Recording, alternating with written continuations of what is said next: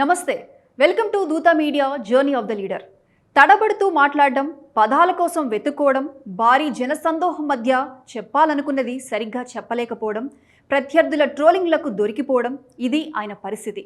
ఒక సీఎం కొడుకుగా ఉండి కూడా సరిగ్గా మాట్లాడలేని పరిస్థితి తనది. కానీ ఉలిచెక్కిన పాలరాతి శిల్పంలా తనను తానే మార్చుకున్నాడు అతను. వెక్కిరించిన వారి చేతే వెరీ గుడ్ అనిపించుకున్నాడు. ప్రజలతో మమేకమై జనం మెచ్చిన నేతగా మారిపోయాడు. ఒక్క మాటలో చెప్పాలంటే పార్టీ మేడ్ లీడర్ నుంచి పీపుల్ మేడ్ లీడర్గా అవతరించాడు.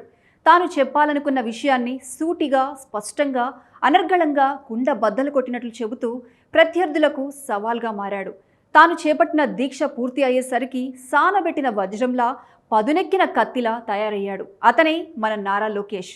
నేటి జర్నీ ఆఫ్ ద లీడర్లో భాగంగా నారా వారిపై ఓ స్పెషల్ లుక్ వేద్దాం.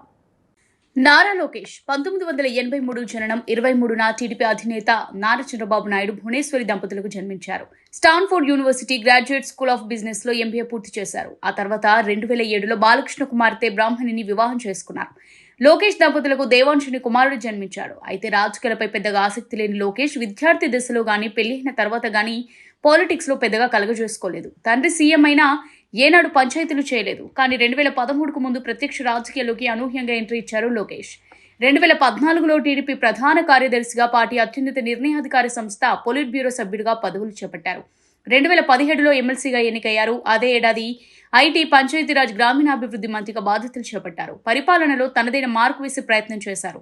కానీ 2019లో జరిగిన అసెంబ్లీ ఎన్నికల్లో మంగళగిరి నియోజకవర్గం నుంచి పోటీ చేసి తన ప్రత్యర్థి వైసీపీ అభ్యర్థి అయిన ఆల రామకృష్ణారెడ్డి చేతిలో 5,337 ఓట్ల తేడాతో ఓటమి పాలయ్యారు. అయితే రాజకీయాల్లో గెలుపు ఓటములు సహజమే అయినప్పటికీ పార్టీ ఘోరంగా ఓటమి పాలవడం, తాను కూడా స్వయంగా ఓటమి చవి చూడడం ఇక టీడీపీ పనైపోయిందనే భావన మొదలైంది. దీంతో తప్పనిసరి పరిస్థితుల్లో కార్యకర్తలు, నాయకుల్లో జోష్ తీసుకురావాల్సి వచ్చింది. అప్పుడే లోకేష్ లో అసలు సిసలైన లీడర్ ని బయట ప్రపంచానికి పరిచయం చేసింది.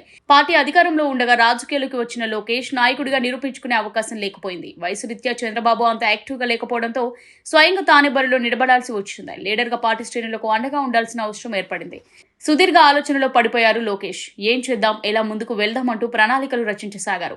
పార్టీలో నూతన ఉత్తేజాన్ని నింపడానికి యువగలం పాదయాత్రకు శ్రీకారం చుట్టారు. 2023 జనవరి 27న కుప్పం నుంచి ఇచ్చాపురం వరకు 4,000 కిలోమీటర్లు నడవడానికి రూట్ మ్యాప్ సిద్ధం చేసుకున్నారు. యువగలాన్ని ముందుకు సాగిస్తూనే మధ్య మధ్యలో సభలు నిర్వహించి ప్రభుత్వంపై మాటలు దాడి చేశారు. తన ప్రసంగాల్లో పంచ్ డైలాగులు, ప్రత్యర్థులపై దాటైన విమర్శలు, పూర్తి అవగాహనతో సెటైర్లు వేస్తూ ప్రజలను ఆకట్టుకున్నారు. సరికొత్తగా లోకేష్ ను చూపించారు. మంత్రిగా పనిచేసినప్పుడు కూడా లోకేష్ ఇంత వాగ్దాడితో మాట్లాడలేదు. ఒక రకంగా చెప్పాలంటే తన మాటలతో చాలా రకాల ట్రోల్స్ కి కంటెంట్ గా మారేవారు లోకేష్. ఒకానొక దశలో రాహుల్ గాంధీ తర్వాత తానే ఎక్కువగా ట్రోల్ అవుతున్నట్టు లోకేష్ అంగీకరించారు. కానీ సుదీర్ఘ పాదయాత్ర తర్వాత లోకేష్ లో మార్పు కనిపించింది. మాటలో వాడి పెరిగింది, నడకలో స్పీడ్ పెరిగింది. నేనున్నా అంటూ కార్యకర్తలకు భరోసాగా నిలిచారు. దీంతో చంద్రబాబు కొడుకు అని చెప్పుకునే స్థాయి నుంచి ఐఎమ్ యువర్ నారా లోకేష్ అని చెప్పుకునే స్థాయికి చేరుకున్నారు. తండ్రి చాటు బిడ్డ నుంచి లీడర్ గా ఎదగడం యువగలం పాదయాత్ర కీలక పాత్ర పోషించిందని చెప్పాలి. చిత్తూరు నుంచి విశాఖపట్నం వరకు సుదీర్ఘ నడక సాగించి ఎన్నో మైలురాలు పోగేశారు. ఇదే సమయంలో సెల్ఫీ ఛాలెంజ్ అనే కొత్త ట్రెండ్ సృష్టించారు. తన ప్రభుత్వంలో చేపట్టిన అభివృద్ధి, ప్రస్తుత ప్రభుత్వ విధానాలను సరిపోల్చి ప్రజల్లో చైతన్యం నింపారు. ఈ సెల్ఫీ ఛాలెంజ్ రాష్ట్ర వ్యాప్తంగా టీడీపీ శ్రేణులను విశేషంగా ఆకట్టుకుంది. చివరికి చంద్రబాబు కూడా కుమారుడు చూపిన రూట్లోకి వచ్చి తాను కూడా స్వయంగా సెల్ఫీ ఛాలెంజ్ విసిరారు. దీంతో లోకేష్ మార్క్ పార్టీలో స్పష్టంగా స్పెషల్ గా కనిపించింది. అయితే 100 నియోజకవర్గాల్లో పర్యటించకపోయినా, 4,000 కిలోమీటర్ల పాదయాత్ర చేయలేకపోయినా, 400 రోజులు నడవకపోయినా తన లక్ష్యాన్ని మాత్రం చేరుకున్నారని చెప్పొచ్చు. ఎందుకంటే మధ్యలో చంద్రబాబు అరెస్టుతో దాదాపు 2 నెలల పాటు పాదయాత్ర నిలిచిపోయింది. 226 రోజుల్లో 3,132 కిలోమీటర్లు తిరగడమే కాకుండా 97 నియోజకవర్గాలను కవర్ చేశారు.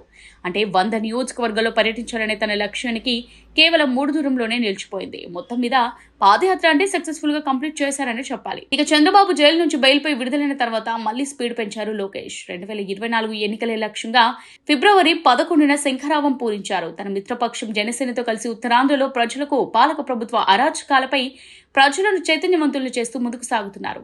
ఇదే సమయంలో టీడీపీ మేనిఫెస్టోలోని ప్రధాన అంశాలైన మహాశక్తి, యువగలం, అన్నదాత, ఇంటింటికి నీరు, బీసీలకు రక్షణ చట్టం, పూటు రీచ్ వంటి పథకాలను వివరిస్తున్నారు. పాలక ప్రభుత్వం ఏం చేస్తుందో వివరిస్తూ తాము అధికారంలోకి వస్తే ఏం చేస్తామనేది చెబుతున్నారు.